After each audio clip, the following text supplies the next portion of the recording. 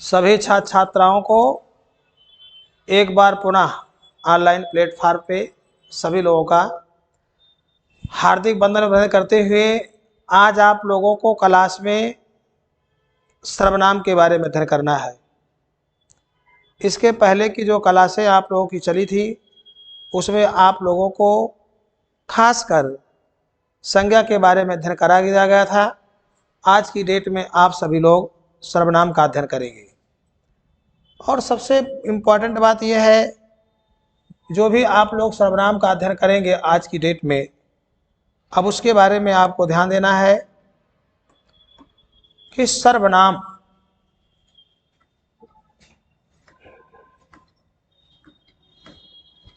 ये सर्वनाम लिखा गया है। सर्वनाम किसे कहते हैं, सर्वनाम की क्या विशेषता है, सबसे पहले हमें इन बिंदुओं पर चर्चा करना है। एक बेसिक सवाल ये आता है कि सर्वनाम जो लिखा गया है, पहला सवाल यही है कि सर्वनाम में सर्व का अर्थ होता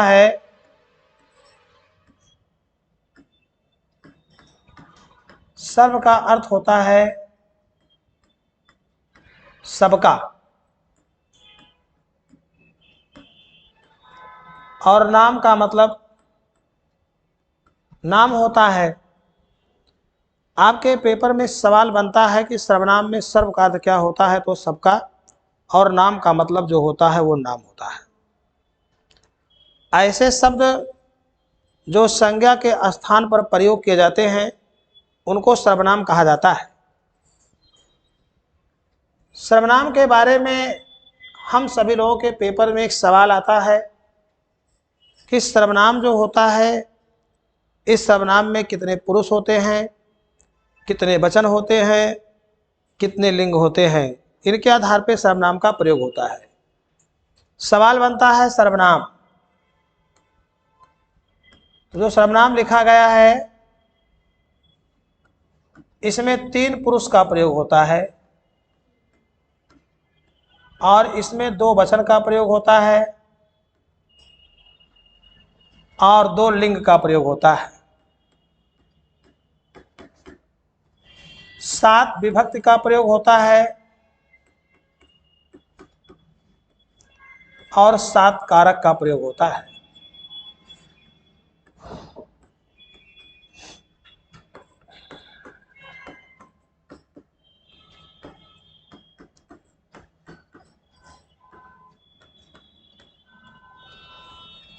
सवाल आपके पेपर में पूछा आता है कि सर्वनाम में कितने पुरुष का प्रयोग होता है, तो 3 पुरुष का प्रयोग होता है। आप सभी लोग जानते हैं उत्तम पुरुष, आप जानते हैं मध्यम पुरुष और आप सभी लोगों को जानकारी हो जाए अन्य पुरुष। 3 पुरुष का प्रयोग होता है प्रिय सहपाठियों और 2 वचन का प्रयोग होता है, एक वचन बहुवचन। वचन में 2, एक वचन और बहुवचन।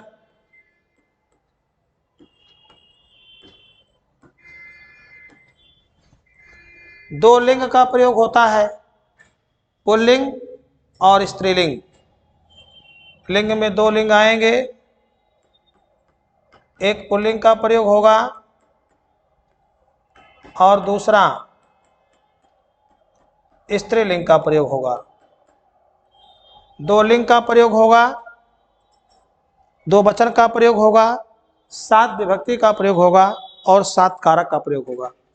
एक सवाल पूछता है सर्वनाम में किस कारक का प्रयोग नहीं होता है, तो संबोधन कारक का प्रयोग नहीं होता है सर्वनाम में, लेकिन संज्ञा में होता है। जैसे हे राम हे रामऊ, लेकिन सर्वनाम में संबोधन का प्रयोग नहीं होता है, संबोधन का प्रयोग नहीं होता।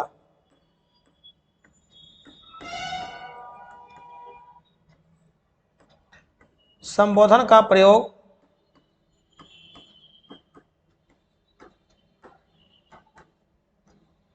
नहीं होता है।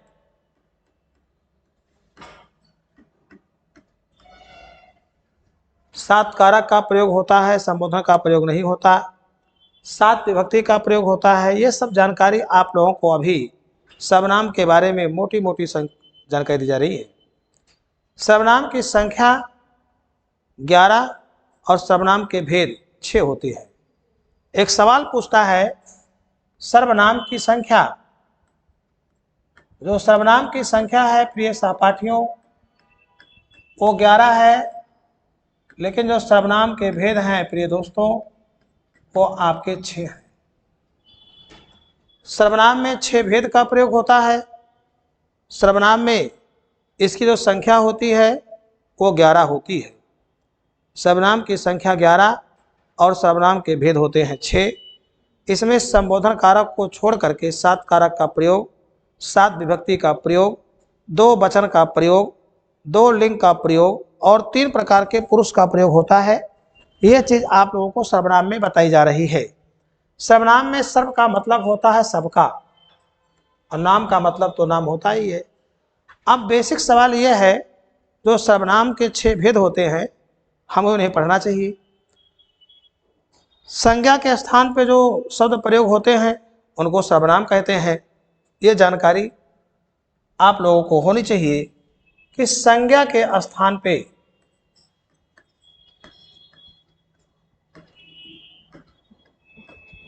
संज्ञा के स्थान पर जो शब्द प्रयोग होता है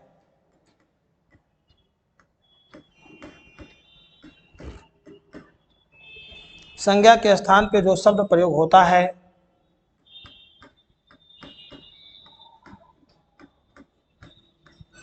उसे सर्वनाम कहा जाता है।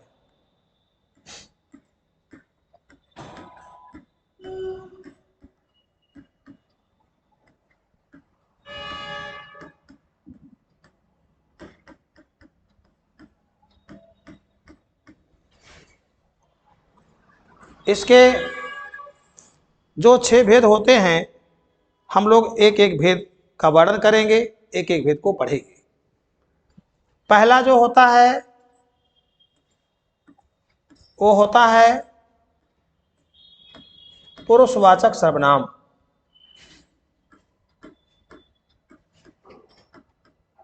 और दूसरा जो होता है वो होता है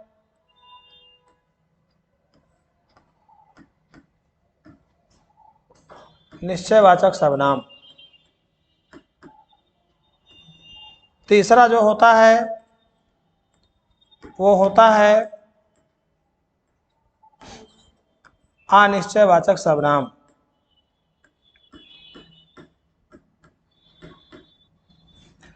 चौथा जो होता है वो संबंधवाचक सर्वनाम होता है, संबंधवाचक।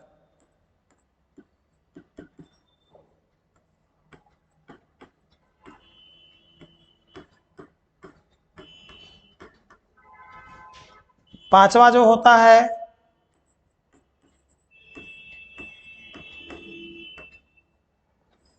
प्रश्नवाचक सर्वनाम। छठवां जो होता है वो होता है आपका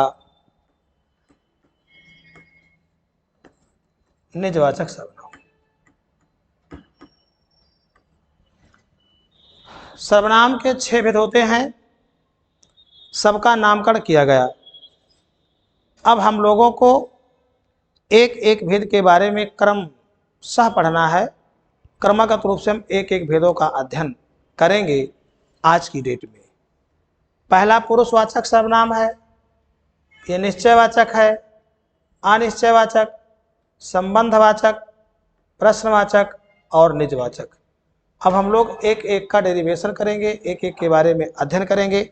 अभी तक मैंने सर्वनाम के भेद का वर्णन किया है, तो चलिए सबसे पहले हम लोग अध्ययन करते हैं पुरुषवाचक सर्वनाम का। सबसे पहले, और अभी आपने पढ़ा था, अभी आप लोगों ने पढ़ा था कि पुरुषवाचक सर्वनाम संज्ञा में जो होता है, सर्वनाम में जो पुरुष का प्रयोग होता है, अभी आपने पढ़ा था 3 प्रकार के पुरुष होते हैं। तो जो पुरुषवाचक सर्वनाम है इसमें 3 प्रकार के पुरुष होते हैं और पुरुषवाचक सर्वनाम में पुरुष के बारे में बात कही जाती है। 3 प्रकार के कौन कौन होते हैं उसमें देखना है। पहला जो है वो है उत्तम पुरुष, और जो दूसरा है वो है आपका मध्यम पुरुष, और जो तीसरा है प्रिय बंधु वो है आपका अन्य पुरुष। उत्तम पुरुष जो होता है ये वक्ता, मध्यम पुरुष जो होता है ये श्रोता, अन्य पुरुष जो होता है जिसके बारे में कहा जाए, जिसके बारे में कहा जाए वो आप लोगों का अन्य पुरुष होता है। उत्तम पुरुष, मध्यम पुरुष और अन्य पुरुष, 3 प्रकार के पुरुष का वर्णन आप लोगों को मिल रहा है कि 3 प्रकार के पुरुष का वर्णन किया जाता है। और आपने देखा कि लिखा गया है उत्तम पुरुष, मध्यम पुरुष और अन्य पुरुष। जो बात को कहता है, जो बात को कहता है वो आपका होता है उत्तम पुरुष, और जो बात को सुनता है वो आपका होता है मध्यम पुरुष, और जिसके बारे में कहा जाता है वो आपका होता है अन्य पुरुष। यह जानकारी आप लोगों को हो रही है कि उत्तम पुरुष क्या है, मध्यम पुरुष क्या है और अन्य पुरुष क्या है। इतने से हम लोगों का काम नहीं चल पाता है, इसमें हमें वचन का भी वर्णन करना होता है। और हिंदी भाषा व्याकरण में वचन तो 2 ही होते हैं, एक वचन होता है और बहुवचन होता है।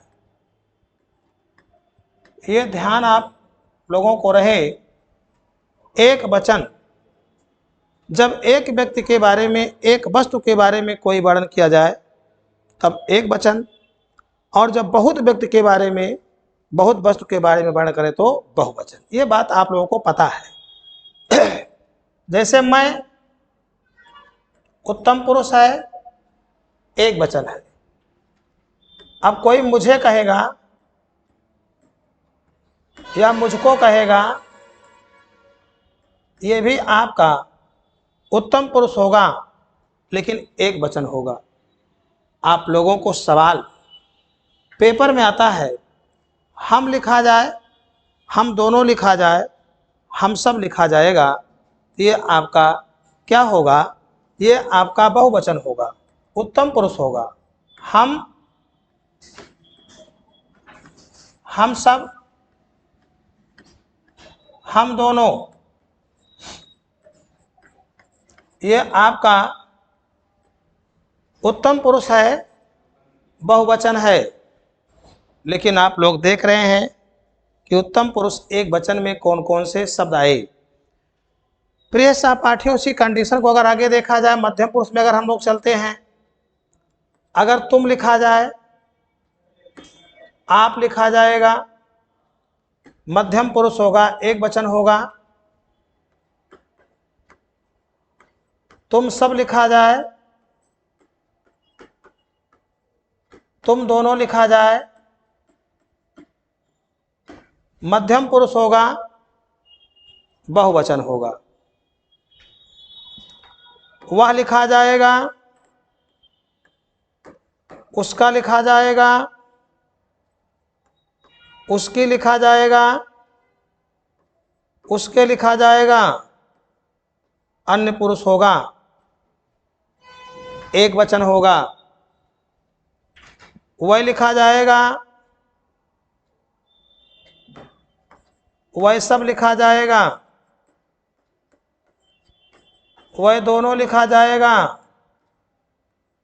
प्रिय बंधुवर, तो आपका ये उत्तम पुरुष नहीं होगा, अन्य पुरुष होगा, लेकिन बहुवचन होगा।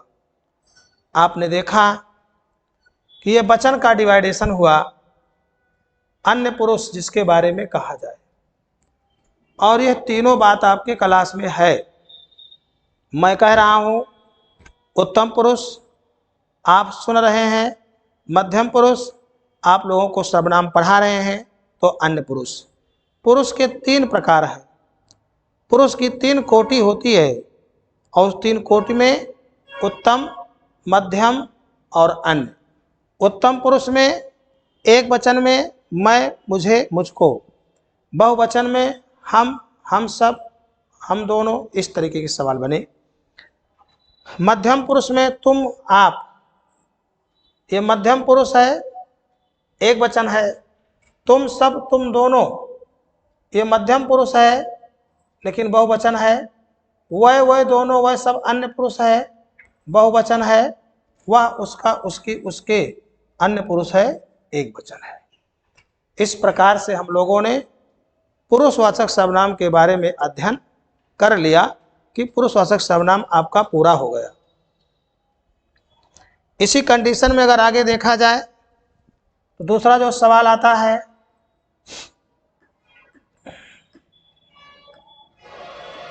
वो है निश्चयवाचक सर्वनाम। आप सभी सहपाठीगण ध्यान देंगे, ये लिखा गया है निश्चयवाचक सर्वनाम। तो निश्चयवाचक जो सर्वनाम होता है वो सर्वनाम होता है जो किसी व्यक्ति को या किसी वस्तु को निश्चित करता है। जो किसी व्यक्ति या वस्तु को निश्चित कर देता है उसको निश्चयवाचक सर्वनाम कहते हैं। ये व्यक्ति को निश्चित कर देता है, वस्तु को निश्चित कर देता है। व्यक्ति को निश्चित करे या वस्तु को निश्चित करे तो निश्चयवाचक सर्वनाम होता है। इसके अंतर्गत आने वाले जो सर्वनाम हैं वो आप लोग जाने। यह का प्रयोग, वह का प्रयोग, ये का प्रयोग, वह का प्रयोग, ये निश्चयवाचक सर्वनाम में होता है। इससे आप व्यक्ति या वस्तु को निश्चित करते हैं। जैसे यह मोटरसाइकिल है। अब मोटरसाइकिल को निश्चित कौन कर रहा है? यह, इसलिए निश्चयवाचक सर्वनाम है। आप लोगों को एक सवाल हम दे रहे हैं, आप लोग कमेंट बॉक्स में लिख के बताइएगा मोटरसाइकिल किस भाषा का शब्द है। इस सवाल पेपर में आएगा, मोटरसाइकिल किस भाषा का शब्द है, आप लोग बताएंगे। बहुत अच्छा सवाल है। आपने कहा वह रिक्शा है, अब आप लोग ये भी बताएंगे कि रिक्शा किस भाषा का शब्द है। आप लोगों को मैंने सवाल दिया है और आप जानते हैं ये अखबार है, और आप लोग ये भी बताएंगे कि अखबार किस भाषा का शब्द है। अब आपने देखा लिखा है वह गाड़ियां हैं। चलो गाड़ियां तो फिलहाल आपका बहुवचन हिंदी में है, इसको मैंने बताया, और सवालों का उत्तर आप लोग देंगे। लेकिन आपको जानकारी मिली, यह का प्रयोग नज़दीक के लिए, वह का प्रयोग दूर के लिए, ये का प्रयोग नज़दीक के लिए, वह का प्रयोग दूर के लिए, ये सब आपके सर्वनाम पद हैं। यह सर्वनाम पद है, वह सर्वनाम पद है, ये सर्वनाम पद हैं, वह आपके सर्वनाम पद हैं। और ये किसी व्यक्ति या वस्तु को क्या कर रहे हैं? निश्चित कर रहे हैं।